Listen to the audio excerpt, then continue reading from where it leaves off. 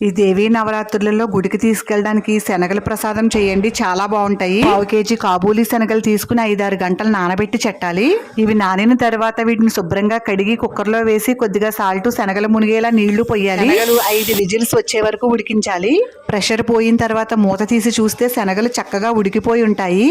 ఈ శనగలు వాటర్ లోంచి తీసి వేరే ప్లేట్ లోకి వేసుకోవాలి. గ్యాస్ మీద బండి పెట్టి 2 టేబుల్ స్పూన్ల నూనె, 2 టేబుల్ స్పూన్ల నెయ్యి వేయండి. ఇప్పుడు కొద్దిగా మినప్పప్పు, శనగపప్పు, జీలకర్ర, ఆవాలు వేసి తాలింపు వేయించాలి. ఈ తాలింపు అంతా వేగిన తర్వాత కొన్ని పచ్చిమిరపకాయ ముక్కలు, కొన్ని ఎండుమిరపకాయ ముక్కలు, కొద్దిగా పసుపు, కొంచెం కరివేపాకు కూడా వేసి బాగా వేపాలి. ఈ పోపు అంతా వేగిన తర్వాత ఇప్పుడు ఉడకబెట్టిన కాబూలీ శనగలు పోపులో వేసి చక్కగా అంతా కలిసేలా కలపాలి. 1/2 టీ స్పూన్ సాల్ట్ వేసి ఇంకొకసారి అంతా కలిసేలా కలపాలి. ఇప్పుడు గ్యాస్ ఆఫ్ చేసి ఒక చెక్క నిమ్మరసం పిండండి. తాలింపులో వేసిన నెయ్యి, ఈ నిమ్మకాయ పులుపు వల్ల శనగలు భలే రుచిగా ఉంటాయి. పైన కొంచెం కొత్తిమీర చల్లుకుంటే అమ్మవారికి ఇష్టమైన శనగల ప్రసాదం రెడీ.